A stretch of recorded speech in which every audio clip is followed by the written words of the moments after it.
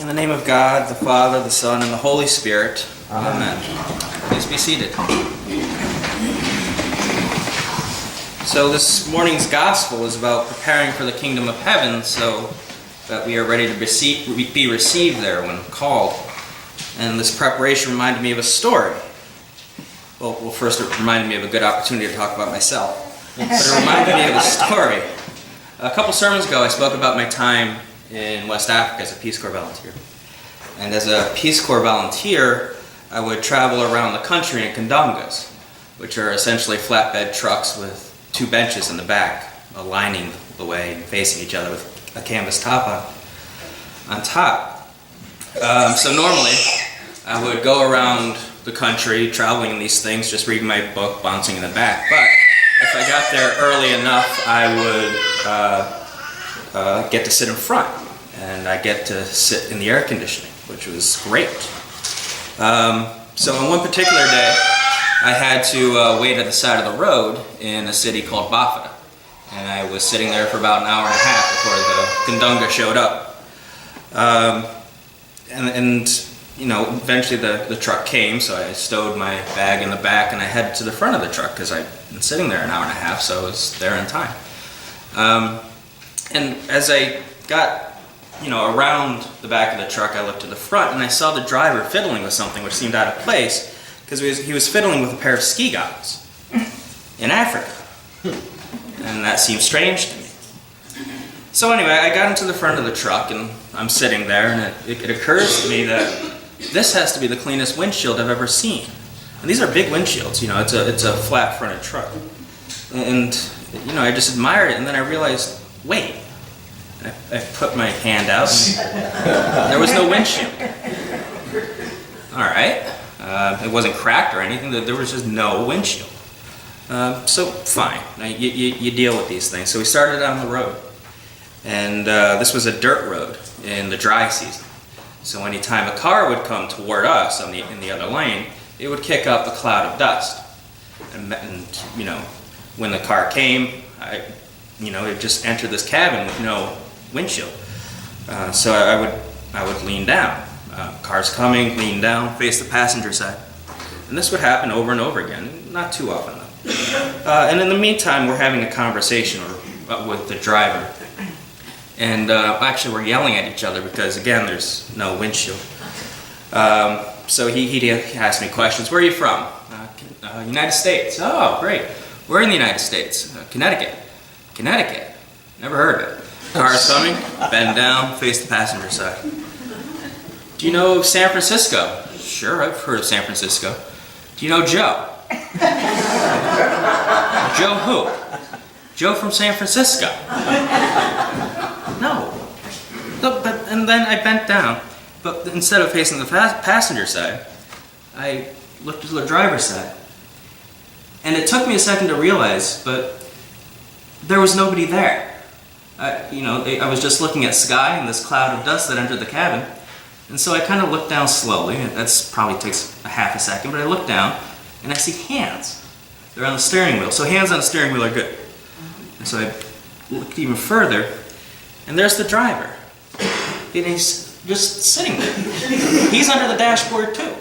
And he's looking at me and he's smiling. He has a cigarette in his mouth. He's smiling at me. It's not just a smile, it's a smile.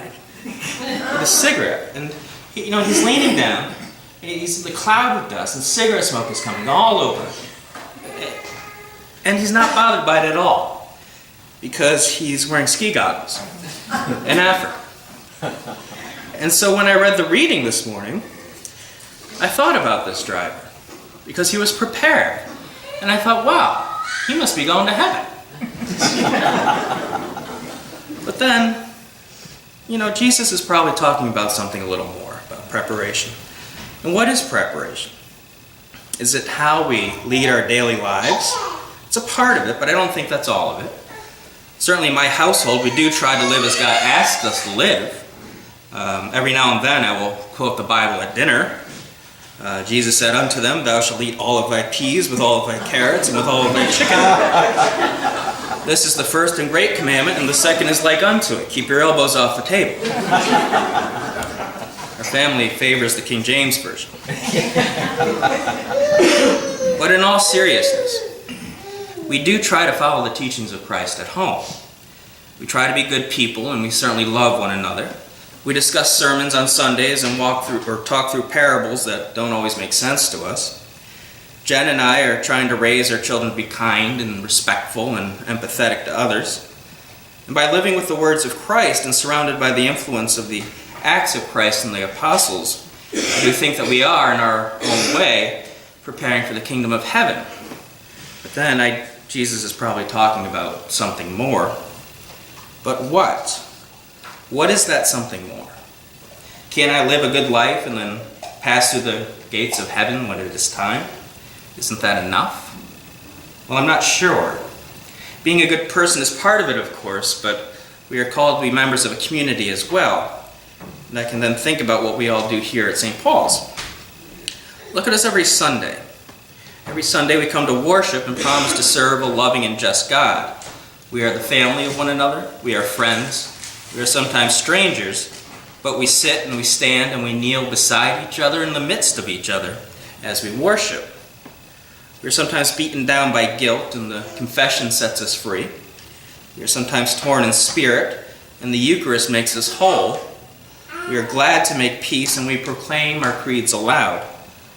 This is all a part of our worship each Sunday, and it is typically the highlight of my week. And also, isn't this preparation for the kingdom of heaven?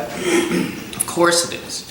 We are called to worship our God, and when we do, we typically do so with great joy and open arms, accepting the love God has for us. But then again, I think Jesus is probably talking about something more.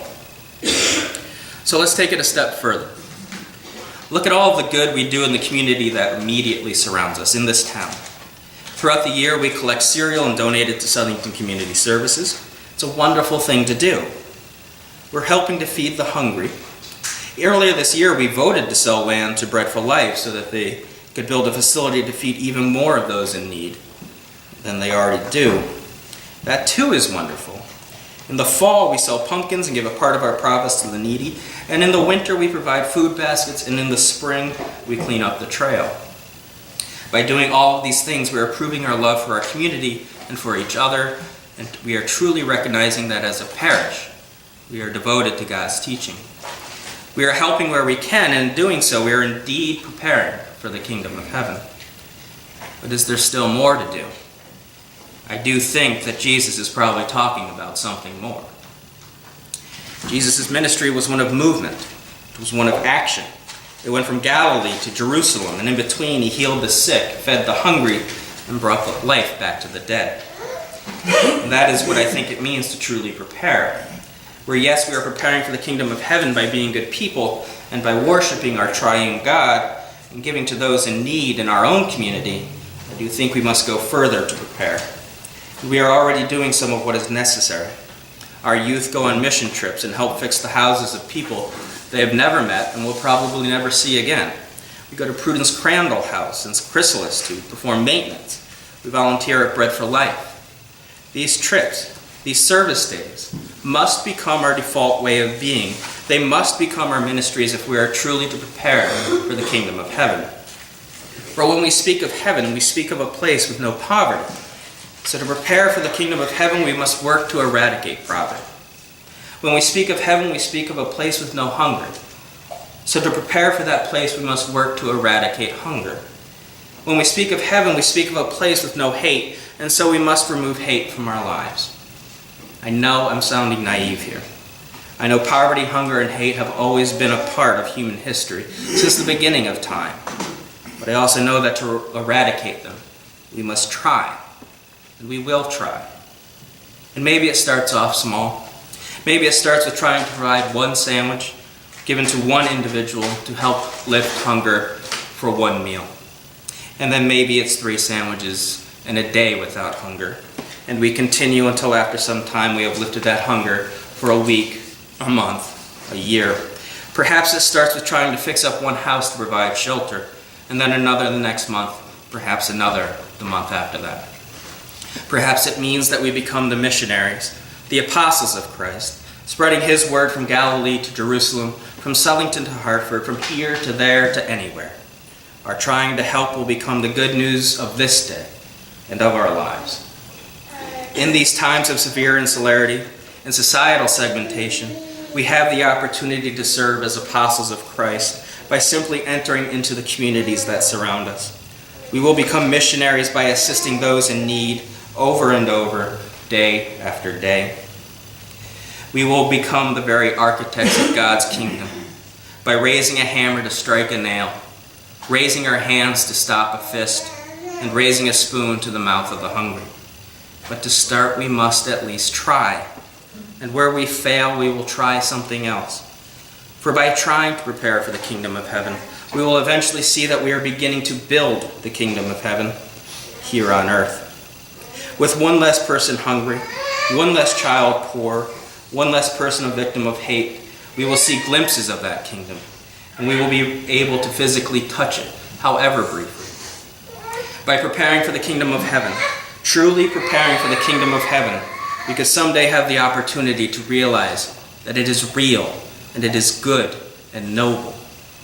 And perhaps that was the point of preparing for it all along. Amen. Amen.